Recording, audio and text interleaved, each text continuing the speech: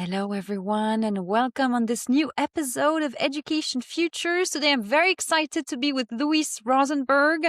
Hello, Louis, welcome. Oh, thanks for having me. Louis, can you please introduce yourself because you've worn many different hats, and I would love for you to quickly introduce yourself to our listeners. Yeah. So I guess I would describe myself as a technologist, a researcher, and an entrepreneur because I've worked as a professor in educational capacity. I've worked as a researcher in government labs, and I've also founded a number of companies. But in all cases, my interest really is in the the use of technology to enhance human abilities and basically give people the ability to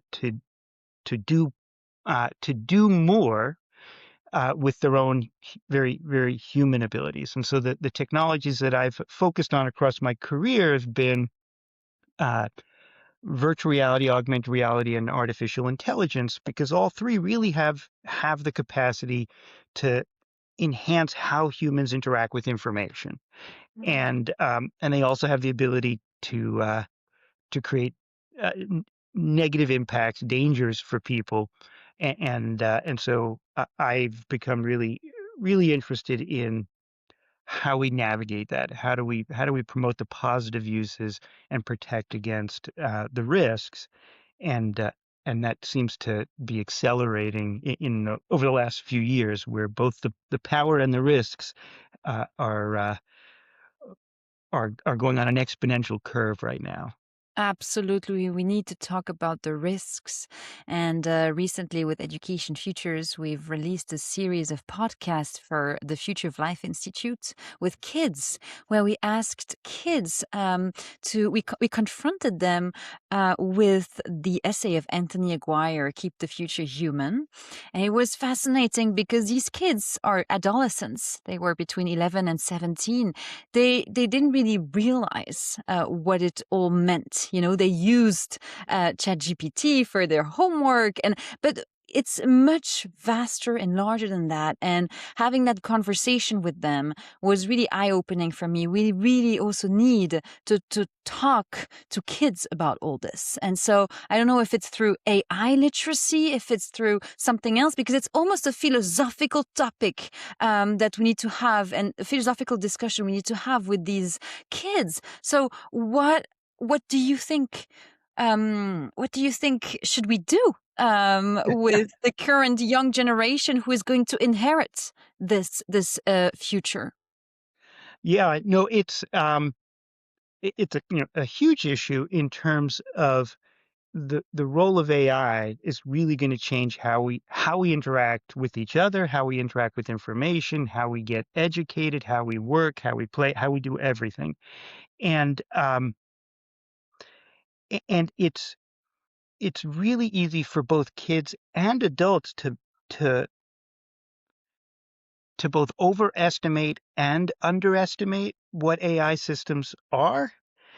And so it's kind of a double-edged problem, because on the underestimate side, you have a lot of people who view that, you know, to take the position that AI is, can only produce slop and can only produce memorize answer questions through memorization. Uh, and that's an underestimate. I mean, AI systems uh, now really can produce pretty remarkable output, whether it's documents, images, text, can solve problems at professional level. It's not perfect, but humans aren't perfect either. And and so we can discount what it can do, and that's not the right way to go. On the other side of it, we tend to overestimate the the humanity of these AI systems. We're engaging with these AI systems conversationally. We see these AI systems produce output that is very human, and we start to think these AI systems um, are human in some way. And this is actually even more true of kids. But we're all doing this. We all personify these systems, Uh, and the thing is, and it takes a lot of education, both of kids and adults, to say, look, these AI systems are getting better and better and better at understanding humans. They understand us inside and out. They're trained on massive amounts of our content. They're actually building their own kind of mental models of, in a sense, of how humans behave and what. But that doesn't mean it's human. So we're building systems that understand humans, and then we're building systems that are really good at pretending to be human, but that's not at all the same thing as being human. And so we creating these systems that create a risk for us, a risk because we evolved to interact with people that we can read. I can talk to you and we can have a conversation, and I can assess your language, I can assess your facial expressions, I can assess your vocal inflections, and I feel like I have a sense of what your, whether you're trustworthy. I have a sense of, what your intentions are. And that's how we evolved over millions of years. Well, now we're entering this world where we're going to be talking to photorealistic avatars driven by AI. Those avatars will make facial expressions and vocal inflections seem very human, and we will just, evolutionarily feel like, oh, we can trust this entity that seems, and we really can't. I mean, like, it's a facade. Like, again, these systems will be really good at pretending to be human, and so we all, not just kids, but kids and adults, like, we need to be educated to understand that we're entering a world where we're going to be interacting with people and interacting with AI. And when we're interacting with an AI, it is not a fair exchange it's not, it's what I would call asymmetric relationship. The AI can assess my language, it can potentially read my facial expressions, it can read my vocal inflections, it could know what I'm feeling inside. And I'm going to assume I know what it's feeling inside, but it's feeling nothing inside, right? And so Exactly. and so for kids, this is the really big risk, because kids already have a hard time, um, you know, a- assessing motives.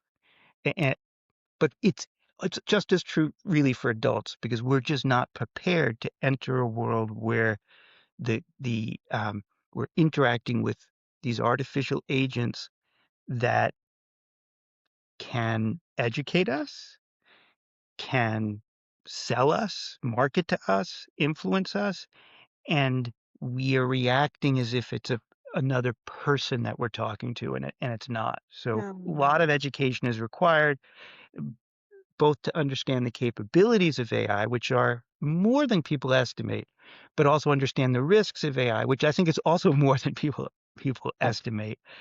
Um, Absolutely, absolutely. And you've wrote really thought-provoking pieces about AI denial recently, and I really enjoyed reading them, and I'm going to put them in the show notes for our listeners. You talk about AI denial as society's way of avoiding a painful truth. So we're not going to avoid it here. So you say that it's because people are afraid, maybe, of what it could do, the role it could play in their lives. They're dismissing basically the impact it could have, the transformative impact it can have on their lives, on their ability to work, to have a job, etc. And so what should we be doing, like today, in schools or at home, or as a society, to prepare children and adults um, for a world where AI is not a tool, but really almost a cognitive rival. So, concretely, do you have some ideas of what should be done now so that we don't lose an entire generation, that we didn't train fast enough to be prepared for this new paradigm? yeah, so I do think that we should not be restricting kids from using AI as part of their education, but encouraging kids to be using AI as part of their education because it's going to be part of their future. And the more they can feel comfortable, the better. The problem is that we as educators don't even have a clear sense of what we should be educating them to do. And so we have to, so the only way we can think about that is say, well, where's the world headed? Right. And I think the world is headed to a place where AI systems um, really can rival human abilities in across a wide spectrum of tasks. And again, there's this narrative out there that AI can only basically do rote memorization. Um, but at the same time, you can say that, and then you see these AI systems produce these really impressive documents and images and videos, uh, and and it's because this idea that AI is basically just parroting the information it's been trained on is really a few years out of date.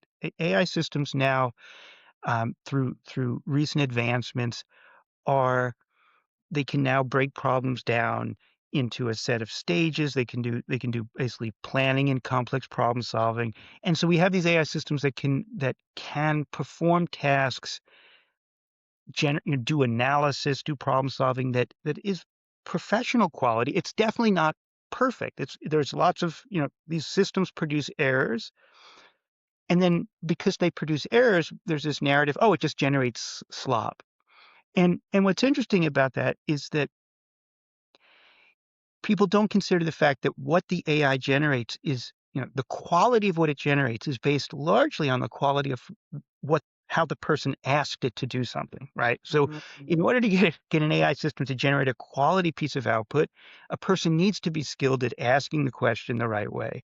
The person also needs to be thinking themselves as a project manager, not you and I say that because if you've ever managed a group of people to perform a project, the quality of the output depends just as much on the skill of the project manager as it does on the individuals producing the output. And a skilled project manager will take a problem, break it down into parts, give that problem to a group of people, will then review the output and ask for updates and refinements and go back and forth and get a quality piece of output.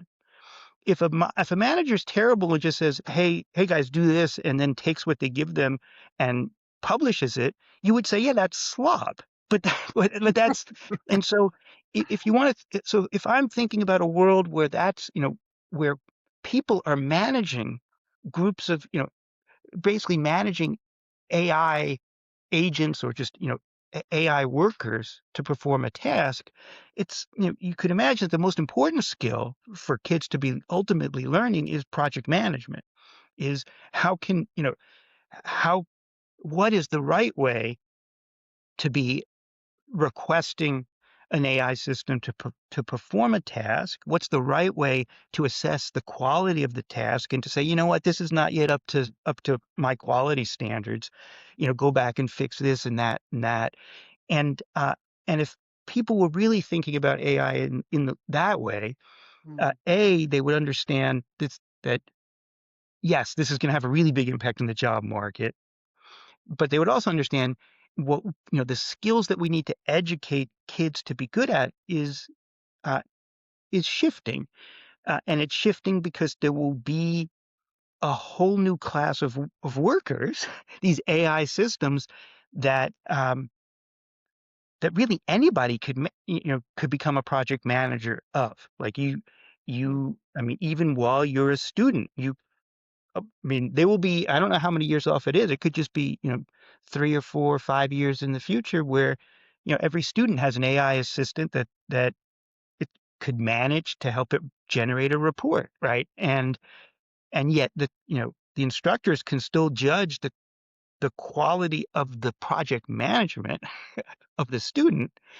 Um, and there are things to learn. And but if we deny that this is the future, we're not going to be educating kids in the right direction. We're instead, um, you know, going to be saying, "Hey, don't use AI because in your don't use AI to write a report because you're not learning the skill yourself. And some of that is true. You have to learn. I mean, the thing about being a project manager is that you have to learn to do the task yourself before you can manage others to do it. And so there is, kids will have to learn to, generate a a critical essay and a thoughtful report on their own. But then they also have to learn, okay, how can they manage an AI system so that they can produce a quality piece of work that's even better than they would have done on their own and gets done in, one-fourth the time of what they would have done on their own, because that's the Um, world that they're entering. that's so interesting.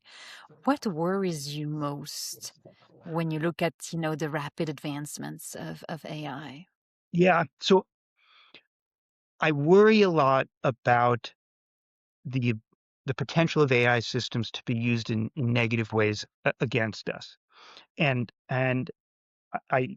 it stems from this idea that right now we interact with uh, we interact with information um, on social media and other places where it's just flat static information, and yet it can still influence us in very negative ways. So this idea of targeted influence has become a problem, certainly through social media and other forms of media. Um, and now we're entering this world where suddenly we're going to interact with information conversationally from an AI. And the potential for targeted influence is significantly higher than even, this somewhat damaging world of social media, because we're gonna enter it. Imagine that you're interacting with an AI conversationally, and you're asking it questions about any topic about, oh, I'm looking to buy a new car, an electric car, and you're asking it for information, and it's interacting with you, and now it starts conversationally trying to persuade you towards, buying a particular brand or paying more. And again, it feels just like a casual conversation. You're talking to a photorealistic avatar that is smiling and nodding empathetically, and you feel like you can trust this. But really, this is a conversational advertisement that somebody's paid to influence you, and it's reading your reactions in real time, and it's adjusting its tactics to optimize its ability to persuade you. And so, just like you could design an AI that could optimize its ability to educate you in the most, in a very custom way, and that's actually kind of exciting. The same exact thing could be used to optimize its ability to influence you or persuade you or manipulate you. And we don't have protections that are in place to prevent that type of targeted influence. Mm. Right now, most regulators and policymakers are looking at AI and saying, um, AI can create traditional content really quickly, and so they're worried about um, deep fakes and bots that are posting documents on social media as a way to influence people. And yes, that is, AI makes current targeted influence worse because it can accelerate content generation. But we need to be thinking one step past that, when we realize when content becomes a conversational interaction, it's an entirely new level of influence. And we could potentially be interacting with AI agents who are deployed to talk us into believing things that are untrue, or talk us into buying things that we shouldn't buy, or talk us into accepting political propaganda. And so this whole idea of interactive targeted influence is, to me, the biggest risk, because we're not yet protecting against it, and it's very hard for people to appreciate how much more dangerous it is when the AI is adaptive to each individual when it's trying to influence you, versus just content that gets put out on social media, which is also, yes, we've all seen that social media can influence populations in dangerous ways. Um, but now, each AI can can discover what is most persuasive to each individual, and that's a really dangerous it's a really dangerous outcome that we absolutely need to protect against. Absolutely. Why do you think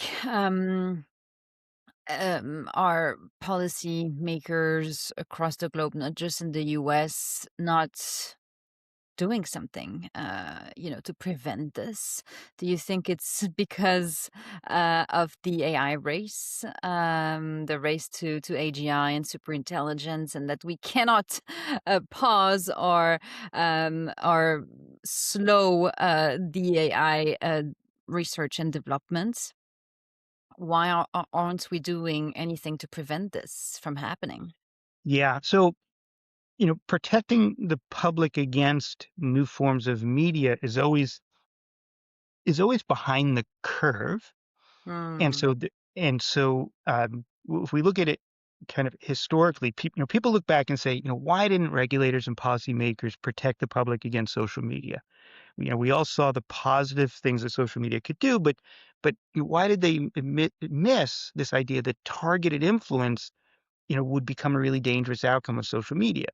And it's because the regulators and policymakers were at the time were looking backwards instead of forwards. They were saying, okay, there's this new thing, the internet, and and content can get put out on web pages, and we already know how to handle that because we've been regulating radio and television. And so they thought about it in the context of radio and television, which is broadcast media. And broadcast media is one to many. And they missed the fact that social media was different than broadcast media because it can target people in very in individualized groups, right? So social media segments the population, targets different groups separately, and that polarized society. And again, it wasn't like regulators and policymakers were had bad intentions. They were just looking at the old model, which was broadcast media. And it took a decade for them to really see the implications, and they were behind. So now with AI, we're doing the same thing. Like, so Mhm. AI, all the regulators and policymakers are saying, "Yeah, we know we made that mistake with social media, and we understand now that that social media, can have targeted influence and it segments populations, and we and we want to restrict AI in ways and try to prevent deep fakes and other things that get put on social media." And they're ignoring the fact that AI is an entirely new form of media, that it's not just about segmenting populations and putting content out there. AI is going to be interactive conversational content that is going to engage people in a whole new way. And so they're not, you know, they are now policymakers are still focused on how AI will supercharge the dangers of social media as opposed to how AI will create an entirely new form of media that's interactive and adaptive and feels very personal. And and so one of the things that I really try to do in the books and articles I write is to try to educate policymakers that, hey, we need to think about AI as a new form of media. The biggest problem, and it's what you were getting at, is that AI is moving so quickly that Mhm. it, it's almost impossible for regulators and policymakers to keep up. And you know, the best thing would be is if we all collectively just slowed down, slowed down the development of these AI systems and the deployment of these AI systems and went more carefully.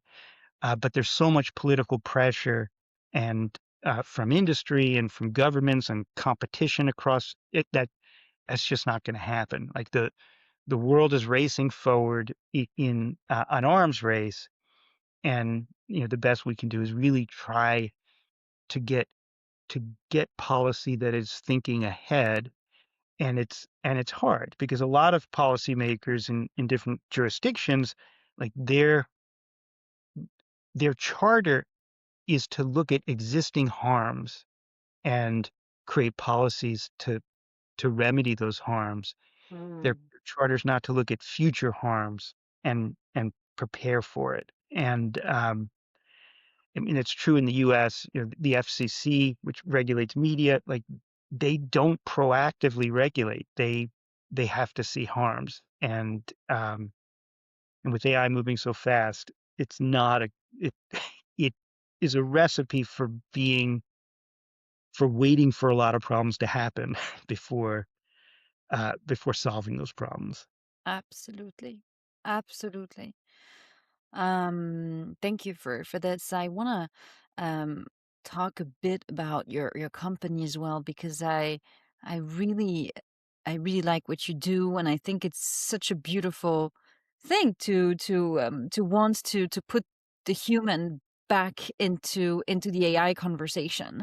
When we look at all the companies that really create AI products to replace humans, you created something that puts humans in the loop, and I really liked the concept of it. And basically, you are inspired by swarm intelligence and nature, and I'm very interested in biomimicry. So I would love for us to talk about this: how bees choose a hive, for example, how birds flock, how fish move as one, and you connect basically with your platform groups of people in real time and use AI as a mediator, not a decision maker, and you let humans take the final decision. And so it's such a beautiful concept. I would love for you to tell us a bit more about that, and a bit more Uh-huh. about how biology taught you about intelligence. Yeah, yeah. So my interest in this space really happened like about 12 years ago, which is when I really first started realizing that AI was progressing in a way where we would be on a path to creating artificial superintelligence. And I believe artificial superintelligence is is potentially really dangerous because we're going to create these systems that are smarter than individual humans. But as I said before, but they're not human. Like, like they're very good at pretending to be human. They'll be able to solve problems, and there'll be this tendency where we'll, society will say, "Hey, we have this artificial superintelligence. Let's have it solve our problems for us. It acts very human." But we have no reason to believe that it will have human morals, human values, human ethics, human sensibilities, human interests, and that's really dangerous. So I asked myself the question, is there a different path to superintelligence that keeps humans in the loop, that inherently has human values and morals and interests? And like a lot of researchers do in all kinds of fields, I look to nature, say, well, how does nature and evolution address this issue? And it turns out that nature has addressed this in other species. Other species have evolved in a path where they got they got smarter and smarter as individuals, and then they started to form collective intelligence and ultimately collective superintelligence, a collective superintelligence that's significantly smarter than every individual. And and it turns out that this evolved separately in flocks of birds can make decisions smarter than individual birds. Swarms of bees can make decisions significantly smarter than individual bees. Schools of fish can make decisions significantly smarter than individual fish. And and biologists collectively refer to this as swarm intelligence. So swarm intelligence is this biological process where large groups of individuals can make decisions together and function as a superintelligence. But how? And How can you make a decision without having a leader? Because we have this thinking that we need a leader to to take the final decision. How does it work in nature? yeah, so in nature, whether it's a school of fish or a flock of birds or even a swarm of bees, nobody's in charge. And like sometimes people say, well, what? There's a queen bee. Yeah, there's a queen bee, but the queen bee is not involved in decision making. That's really involved in procreation. But in all of these different organisms, nobody's in charge. And what happens is that this group forms a real time system, basically a system where they push and pull on each other and solve the problem. So imagine a school of fish. Like to me, a school of fish is really a remarkable organism, right? It it a school of fish, thousands of members, nobody's in charge. Um, and yet they make all of life's decisions together as this collective superintelligence, navigating the ocean, finding food, escaping from predators, and doing it in a way that's always in the best interest of the group. And if you look at a biological system like a school of fish, they don't do what human groups do. Like human groups, we will polarize, we'll stagnate, we'll have indecision because we just can't agree with ourselves. You never see a school of fish, basically unable to make a decision, and because they've polarized and break into two different groups that go in different directions. They very efficiently make decisions that are in the best interest of the group. And so how does a school of fish do this? So you imagine a school of fish, 1,000 members, and they see uh, they see predators coming from like three different directions. Well, it's really interesting. You can think of it as a large organization. Uh, in this school of fish, maybe one group of fish see predators that are out there uh, coming from one direction. Another little group of fish in the school see predators coming from another direction. Another a mother might see another a predator. How do they aggregate all this information and make a decision to go in the right direction? Well, they do it because each little group of fish basically has like a tug of war amongst themselves. Like they're bringing in information about their world. They all think, oh, we should go this direction, that direction, and they're making a little decision in this little school of. So, if this little group of fish up in the left sees a predator coming, they'll have this deliberation. They'll say, oh, let's go down and to the right.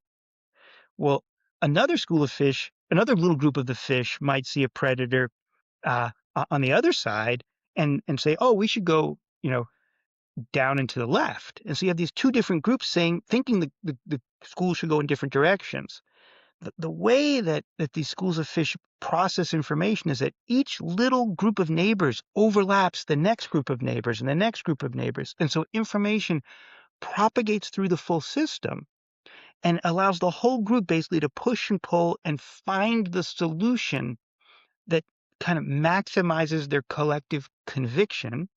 And they find that direction and they go in that direction, and it turns out it's almost always the optimal decision for their collective best interests. And the same as I think happens with schools with swarms of bees that make pretty remarkable decisions, and flocks of birds and other organisms. And so about a decade ago is when I formed my company Unanimous AI. We said, well, what if we connect groups of people this way? What if we can connect groups of people in the structure of a real-time system like a swarm, where we can basically deliberate in large groups and push and pull and find solutions that maximize our collective conviction.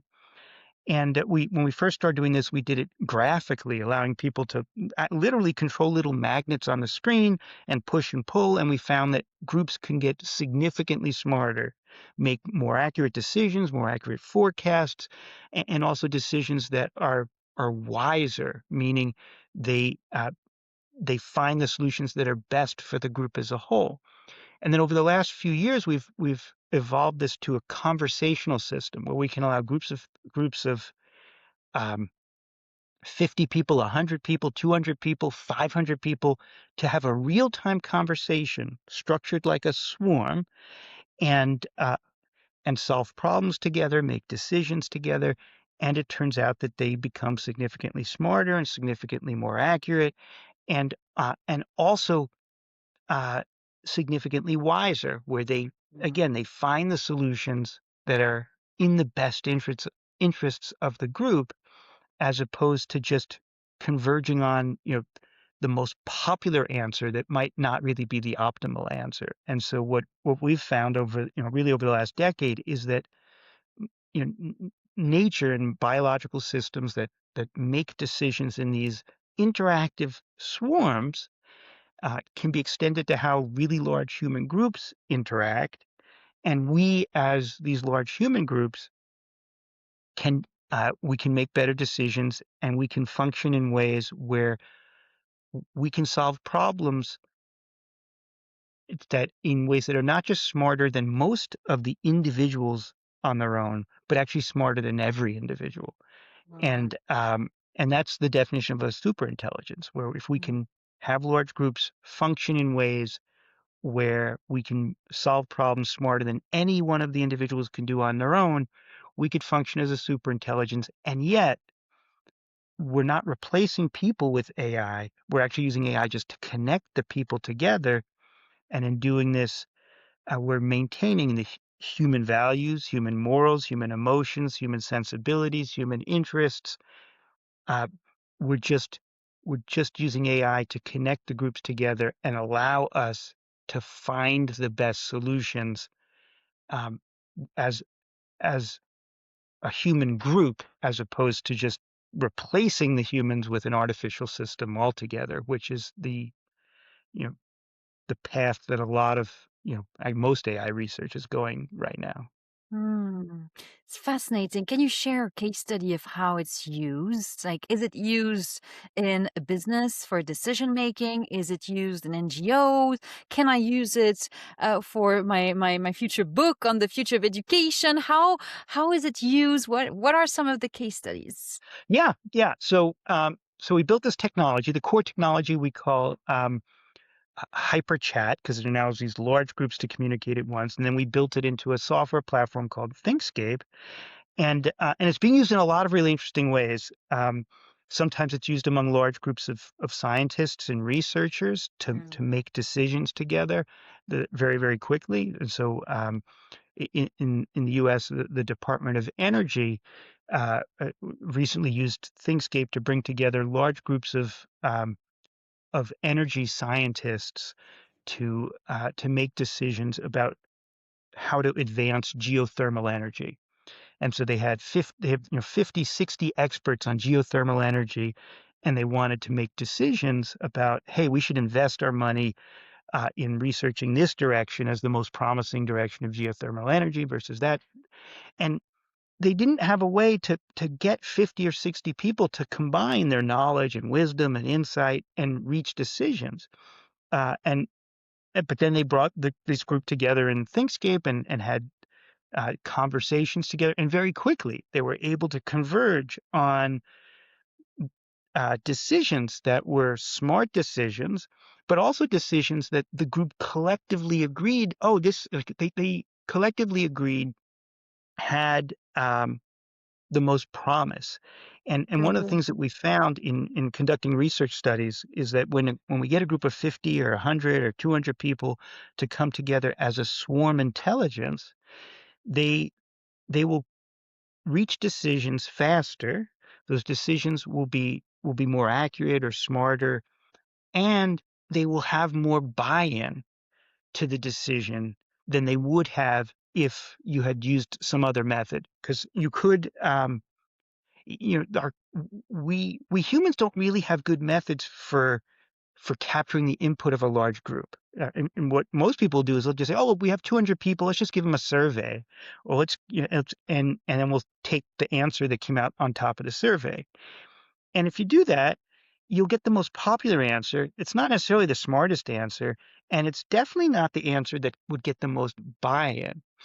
Um, but when you have those 200 people have a deliberation, a conversation, the most popular answer will surface, but people will dispute that answer. And just like in a fish school, the counterpoints will propagate through the 200 people. So people will appreciate, oh, here's the counter argument, and it'll be this argument, this discussion, this debate among 200 people, and it will converge on an answer. And and people will have buy-in because even if the answer that they converge on isn't the answer they first thought it was, they were part of the deliberation. They understand how the group converged on it, and they come away feeling like they were heard. Whereas most people do not come away feeling like they were heard if you give them a survey or a poll to take. They just feel like, they dropped their answer into this black box, and then they were told, this was the most popular answer. And so what we find is that it's not just that groups get smarter, but they actually just they feel better about the process. They feel like, oh yeah, like we really did deliberate. So the Department of Energy, that was one example. Another example that just happened here, also in the U.S., is that in California, there's two universities that are merging together to become one university. And if you could imagine, the faculty is really concerned about that. Like that's a scary prospect. And and so how do you bring together, faculty from two different universities and have them, you know, discuss the merger of these universities and talk about the risks of, things going wrong, or what are their different concerns, or which policies do they adopt. And there was no way to do that. And again, you could poll those people and they'll tell you their concerns, but they don't feel heard. Or you can bring those, hundreds of faculty members together in one large conversation where they can discuss and debate and brainstorm solutions and converge. And they find solutions and they feel heard, and they also feel like they have more understanding of the other side of the Mm. issue, and so they get more empathy for the others. And so it's, this process of large scale deliberation really is, you know it, again, it's what nature says, it's what biology says. This is the way. If you're going to bring together larger and larger groups, bring them together in this large scale deliberation where they can act and interact and debate. Um, and and it works. It allows the group to actually find the solutions that maximize their knowledge and wisdom and interests. And it's really very different than like people have ever done. We've again, like we just haven't had the tools for enabling large groups to interact in those ways, and so we've resorted to, polls and surveys, and um, and it's like people don't often think about this, but a poll is polarizing. It's a you poll the population, and what it will do is it will tell you where the group disagrees. That's what a poll does. It says, here's how the group. It gives you no pathway to finding agreement. It just shows you disagreement. Whereas nature's structure of a biological swarm really does the opposite. It shows where the group agrees, and it helps the group find the best solution that really maximizes their collective intelligence. And so, yeah, and again, these tools wouldn't be possible without AI, because but AI in our ThinkScape platform, AI is used not to make decisions for people. AI is used to help connect these large groups to get people together in real time in these large scale conversations.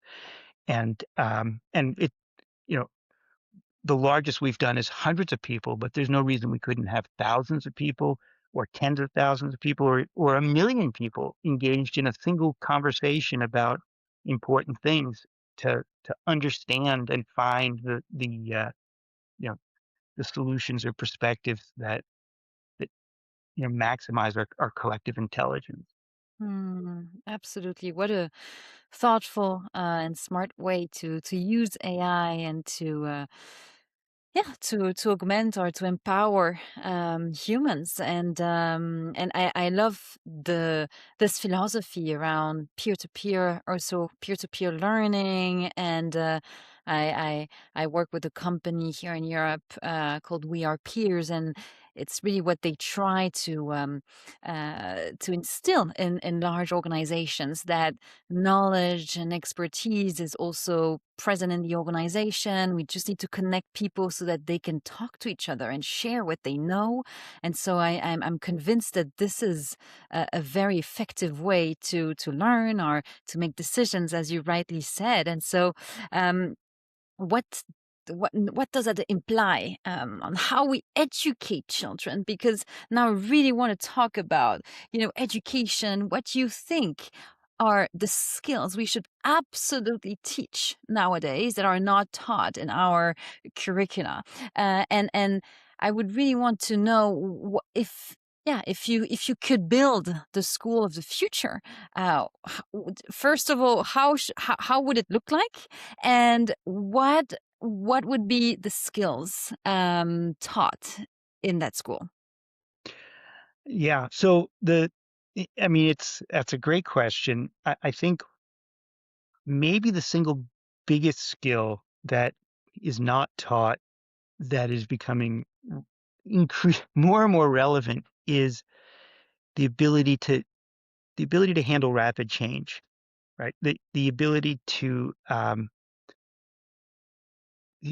stay on top of the changes that are happening, not be overwhelmed by those changes, um, and also not hide from those changes. It's we've never lived in a period of change, anything like this. And and I work in the field of AI where um, it's moving so fast that even the experts in the field are overwhelmed by the speed of change. Like and it's funny because I'll talk to groups in a lot of different disciplines. I just was talking at a conference of a large group of librarians, and they were saying, you know they're librarians, they're overwhelmed by the speed of change and how it's changing how their field works. And I said, and they thought that that was like a unique, like that, that field of librarians is, kind of old school, and that's why they felt that way. And I said, no, like every discipline I talk to feels that way.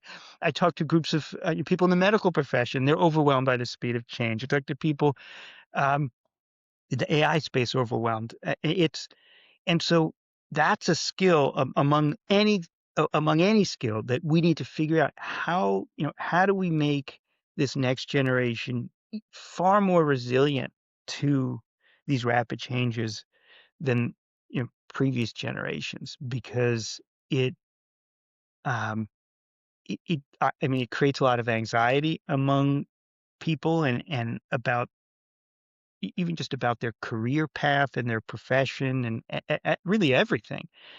And so that would be like my first kind of my first hope, that, and I don't know the solution of how we make people more comfortable with that dynamic. But it is maybe the thing that's the most needed. I mean, the other part of it, as we've talked about, is AI is going to play a significant role in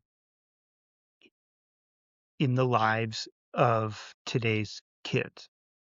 It's going to play a role in their education. It's going to play a role in their profession. It's even going to play a role in their personal lives. And they're going to be the first generation to really experience that. So there's not um, kind of a historical basis of how you even prepare kids for that.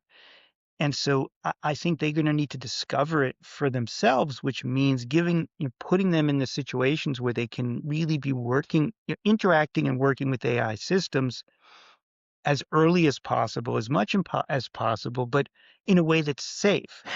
And and again, that's where the risks come in, because we definitely do not want to be deploying AI systems among kids that can be influencing them, manipulating them, persuading them. They need to be as safe as possible, but we also can't hide them from AI systems, because they need to be prepared for a world where these conversational AI agents that can go out and perform tasks are part of their daily life.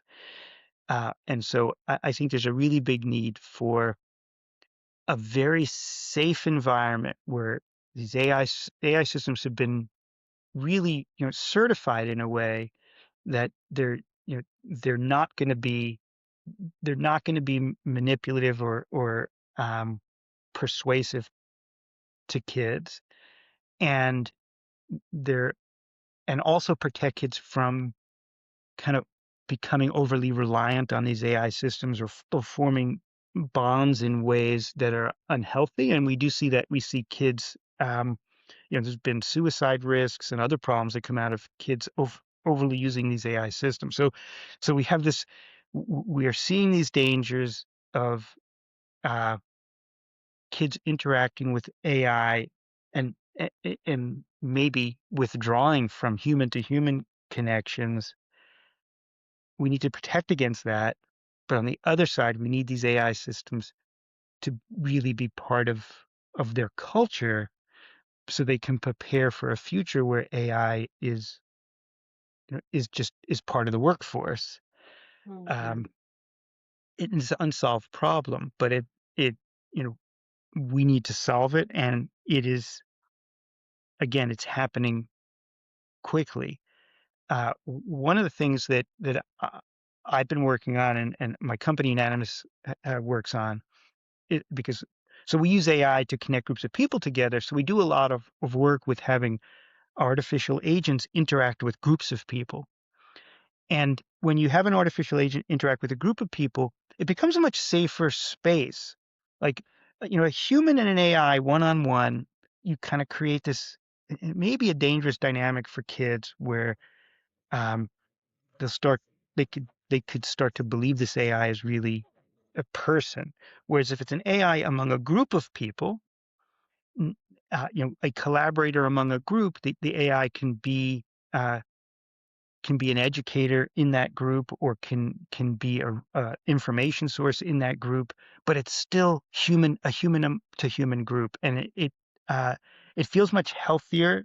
And we've been doing a lot of studies showing that, yeah, if a group of people are collaborating and there's an AI in that group that can answer questions or help guide the group, it it it can be a positive experience, and maybe gets us away from kind of this dangerous world where every you know every kid has their own personal AI tutor, and that's their education. I mean, and there's a lot of people thinking that direction, that, oh, education in the future will be everyone will have their own AI tutor, and that will optimize the education for them as individuals. And